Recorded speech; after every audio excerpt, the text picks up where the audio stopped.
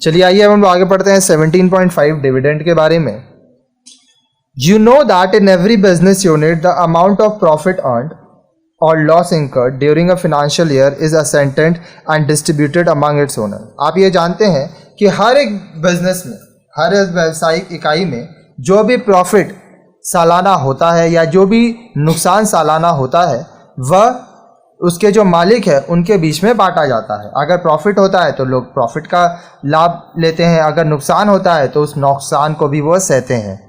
In case of a proprietary concern, the whole amount of profit or loss so ascertained is added to the proprietor's capital and whatever amount is withdrawn by him is termed as drawings and is deducted from his capital। अब देखिए proprietary concern, जहाँ पे एक आदमी मालिक है तो जितना भी लाभ होता है या जितना भी नुकसान होता है वो प्रोप्राइटर के कैपिटल में जोड़ दिया जाता है। अगर प्रॉफिट होगा तो आप प्रोप्राइटर का कैपिटल बढ़ेगा, लॉस होगा तो उसका कैपिटल कम होगा, ठीक है। और अगर वो पैसा कुछ विड्रॉ किया है पर्सनल यूज़ के लिए तो वो ड्राइंग्स होगा जो कि उसके कैपिटल से हम लोग माइनस कर देंगे। Similarly, in case of a partnership firm, the profit or loss is distributed among the partners in their agreed profit sharing ratio and included in their capital। इसी तरह से जो पार्टनरशिप फर्म होता है, साझेदारी व्यवसाय होता है, वहाँ पे जो प्रॉफिट होता है, लॉस होता है, वो पार्टनर्स के बीच में बांटा जाता है। तो जितना जिसके हिस्से पे आता है रेशियो के हिसाब से, उस हिसाब से उसके कैपिटल में बढ़ाया जाता है और घटाया जाता है। अब देखिए हम लोग पार्टनरशिप का पूरा चैप्टर का वीडियोस है हमारा, थ्योरी भी है, प्रैक्टिकल भी है, तो आप प्लेलिस्ट सेक्शन में जाके देखें। Whatever amount is withdrawn by the partners is deducted from their respective capitals as drawings। अब देखिए पार्टनर्स जो भी पैसा निकालते हैं, ठीक है, वो उनके कैपिटल से हम लोग माइनस कर देते हैं ड्राइंग्स के नाम से। In case of a company, however, it is dealt with differently। अब देखिए कंपनी के केस में यह अलग तरह से इसका डीलिंग होता है।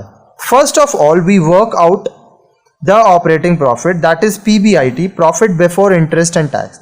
कंपनी फॉर्म में हम लोग पहले क्या निकालते हैं? ऑपरेटिंग प्रॉफिट निकालते हैं, जो कि profit before interest and tax PBIT होता है। Then deducted the amount of interest on loans therefrom and arrive at the amount of profit before tax। उसके बाद हम लोग क्या करते हैं? हम लोग इंटरेस्ट ऑन लोन लेस करते हैं, जितना उधार लिए उसका इंटरेस्ट पे करते हैं। फिर आता है हमारा प्रॉफिट बिफोर टैक्स, मतलब अभी तक टैक्स पे नहीं किए हैं, इंटरेस्ट पे कर दिए हैं। Then we deduct the amount of tax on the company's profit as per rules and ascertain the profit after tax. उसके बाद देखिए ऑपरेटिंग प्रॉफिट निकला, उससे हम लोग इंटरेस्ट ऑन लोन पे किए। अब इंटरेस्ट ऑन लोन पे करने के बाद हम लोग टैक्स पे करते हैं कंपनी का एज पर द रूल्स, उससे हमारा क्या निकलता है? Profit after tax, PAT.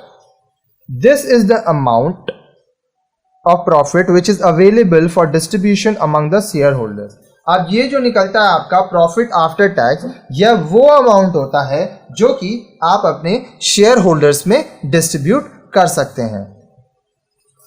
As a matter of practice and financial prudence, the whole amount of profit earned by the company is never distributed to the shareholders। अब देखिए जो व्यवसाय करने का तरीका होता है उसमें यह होता है कि पूरा का पूरा प्रॉफिट हम लोग शेयर होल्डर्स को नहीं बांटते हैं।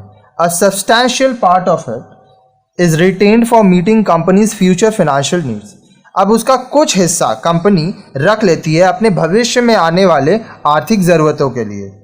The amount of profit so retained is called retained earnings and the amount profit distributed to the shareholder is called dividend। अब देखिए जो पैसा प्रॉफिट का कंपनी रिजर्व रख लेती है ताकि वो भविष्य में उसको निवेश कर सके, इन्वेस्ट कर सके, उसको रिटेन्ड अर्निंग कहते हैं। इसके बारे में भी आगे के वीडियोस में हम पूरा डिटेल में पढ़ाए थे।